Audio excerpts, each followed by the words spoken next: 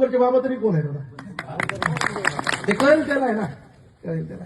आखाड्यामध्ये ज्यावेळेला दीक्षा झाली आमची, हे पण दशनाम जे आखाडे आहेत, 10 संन्यासी, गिरीपुरी, भारती संन्यासी, सरस्वती, पर्वत, वन, सागर, आकाश, आश्रम, हे 10 प्रकारचे संन्यासी.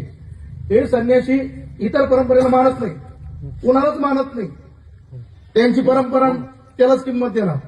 पण ज्यावेळेला हिंदू धर्मासंबंधी कुठलाही देशात निर्णय घेत असेल तर दशनाम आखाडेवाले देखील देवगडच्या बाबाच्या निर्णयाचा विचार करतात. हा अधिकार देवगडच्या बाबांचा. दीक्षा झाल्यानंतर ज्यावेळेला आमचा पंचगुरूला परिचय करून देण्यासाठी स्वामीजी घेऊन गेले, त्यांना ते जे पंचगुरू असतात, एक आवर्जून सांगतो तुम्हाला, त्यावेळेला स्वामीजी त्या महाराजांना म्हणाले, स्वामीजी आपला चेला आहे, पहिचाना. आता आपल्यासारखी चेली त्यांना हजारो लाख आहे. ते प्रेमाने म्हणा, हा पहिचाना पहिचाना.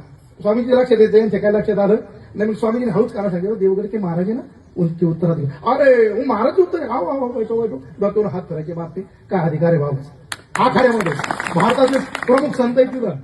पण जिथे जिथं बाबांचं नाव सांगितलं यायचं तर पाठीवून प्रेमाने हात फिरवला यायचा. आणि अशा महान दिव्य परंपरेमध्ये आपल्या सगळ्यांच्या कृपा आशीर्वादानं आम्हाला सेवा करण्याची संधी मिळालेली आहे. हेच आम्हाला तर ज्यावेळेला ही भावना आम्ही व्यक्त करतो त्यावेळेला आमचं अंतकरण खूप भरून येत आहे. आणि बाबांनीच आता ही दीक्षा करतानाच सांगितलं होतं की आता आपल्याला दीक्षा पूर्ण करायची.